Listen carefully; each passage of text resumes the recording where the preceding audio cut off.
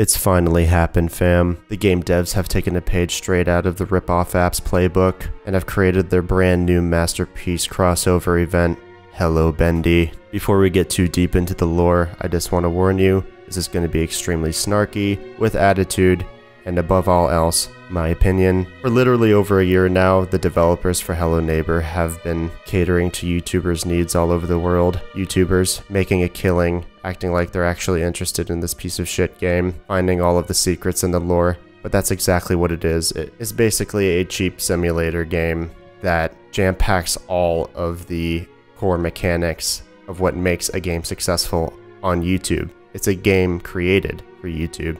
It's not a game created to be a good game by any means, and that's pretty upsetting. A lot of the initial lore and hype with the first few alphas were actually really good. The game looked promising, it looked like it could have a deep-rooted backstory, but it seems that all of that now has been a facade, and they have shown their entire playing hand with this Bendy crossover event. They're clearly in it just to make money and not necessarily to make a good game. This just screams YouTube fodder at its highest capacity. And quite honestly, it's relatively disgusting.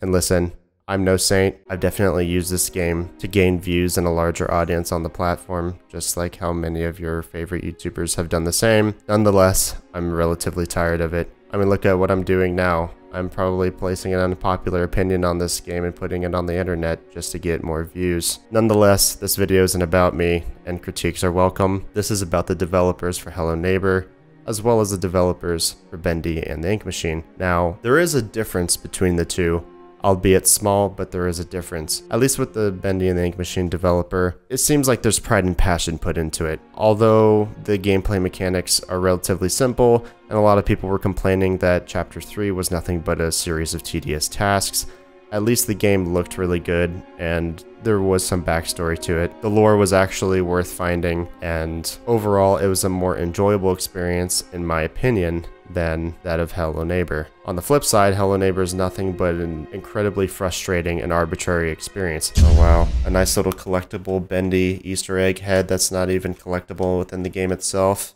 That's excellent. That definitely warrants an entire video. Quit Steam VR. What is all this nonsense? I can't even get the freaking game to run properly.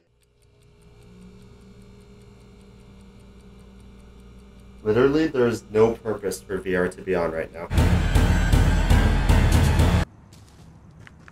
I mean, just horrible design. Like, did you just listen to that? I'm getting allergic to this bullshit. There really is no goal. There really is nothing to do here, except getting into the basement, which, I mean, honestly, who the hell cares what the neighbor keeps in his basement anyway? Apparently, a shitload of people on the YouTube platform, because otherwise, content creators with millions of subscribers would not continue playing this shitty game. Ultimately, you, the viewers, decide what types of content exists on YouTube, hence why I'm making this video, and many good games that actually have a lot of passion put into them often go unnoticed. And from what I mentioned before, that the developers for Hello Neighbor completely showed their entire playing hand, what I'm talking about is exactly this build. It's overly obvious and half-assed. The Bendy and the Ink Machine mod for Sims 4 was independently made by a creator who made it for free, has no affiliation with the game itself, and it has more in-depth gameplay features than this. They put a mask on the neighbor, they put an evil Bendy water tower off in the distance, a shitty yellow filter,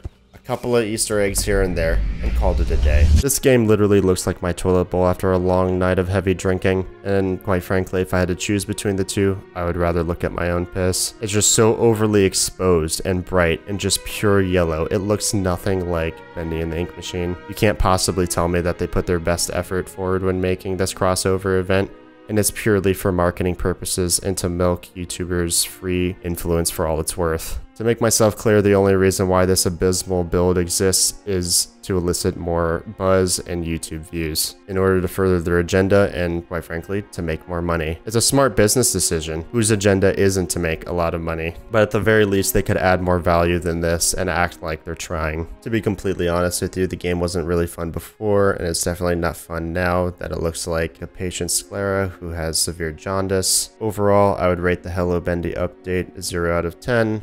Of course, that's just my opinion. And that's it. That's about the extent of this video. I figured if they're gonna half-ass this build, I might as well half-ass this video. See ya.